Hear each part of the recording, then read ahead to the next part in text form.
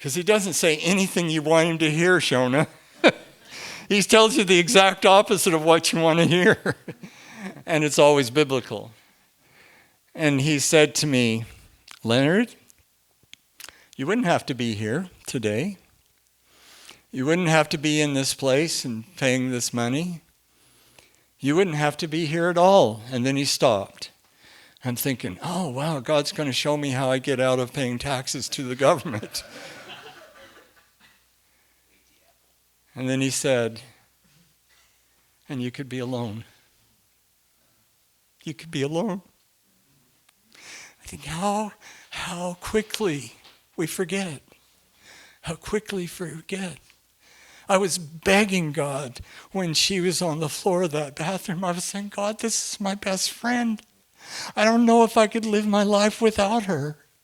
I don't think I can.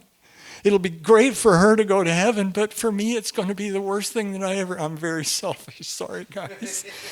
It's going to be the worst thing I could ever imagine. I wasn't even thinking about raising the kids or anything else. I was just thinking that this precious, beautiful, awesome person that I spend my life with has been so much a part of my life. I could not imagine her going to heaven and leaving me alone here. And I just started bawling in the middle of this terrible place. I was bawling my eyes out, and you know what Canadians do. They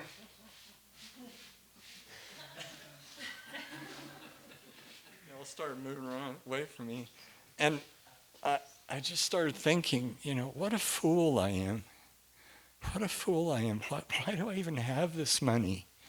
Like, I've lived in a 8x10 building for a year and a half to get my school over, or a year to get my schooling over when I went back to school at 21. I lived in a car for a semester of Oral Roberts University because I didn't have enough money to have. I know how to live with on nothing, but God made me rich all the time. And I was thinking, what a fool I am. What a fool I am. Here I am all upset and all torn up, and I should be thanking you, God, that I can actually give this to her. And then I started smiling, and that was really weird. Like everybody in the place was sure that maybe he's figured out a way to kill everybody here, and he's really thinking it's a great idea. I'm going to, whoa. And I started smiling, and I started getting really, really happy, and I thought, wow, I can give this as a gift to my wife. Like, why am I so upset? Like, what wouldn't I want to do with my money? What better thing could I do with my money than just say, it's all yours anyway. I mean, it always was. But, it's just that kind of letting go for a second. And I was so happy that I got the tax collector from hell. I walked up to her and I said, and like nobody ever says to a tax collector, hi, how are you? They just don't do it. They walk up to her and say, I walked up to her and I was just smiling like a Cheshire cat. And I looked at her and I said, hi, how are you? And she looks up at me with a look like that could kill Godzilla. It's like just a glance of it. And I smiled at her and I said, I get to give a gift to my wife, and I'm giving you the receipts. These are all the things that I bought for her, and I'm just so glad I get to do this. And she looked at me again, and it's just sort of, I think she must have thought, there's something kind of wrong with this guy.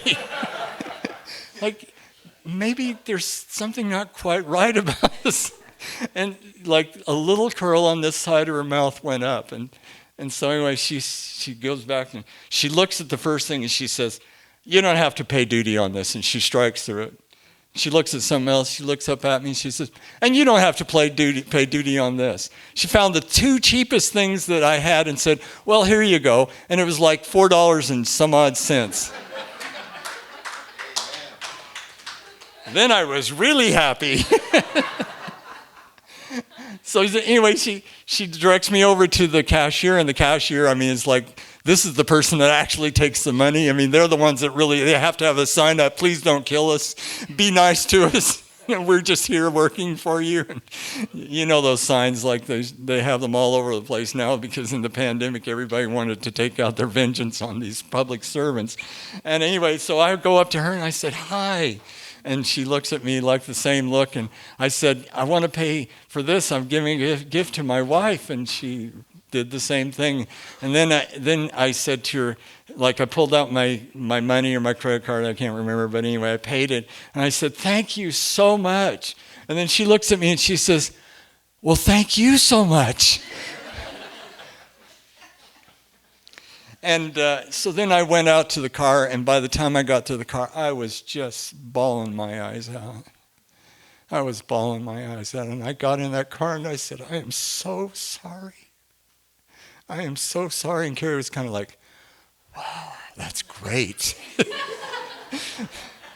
Right? Right? And I just wept over her and I said, I just want you to know that you're everything to me. Like, I'm so glad that I could give this to you, and I'm so sorry that I've been so much like this in my life. And, you know, I really understood what Adam was saying, what God was saying about Adam. It's just not good to be alone. It's not. And it's worth everything in our lives. It's worth everything in our lives to give to make sure that we don't end up living together, married together, but alone. Absolutely. And we can do that. We can do that. So that's my part. And we're going to have a discussion now on why is the concept that the primary purpose of marriage is not to be alone so important. So we'll do a little time. Just take your time and share with each other.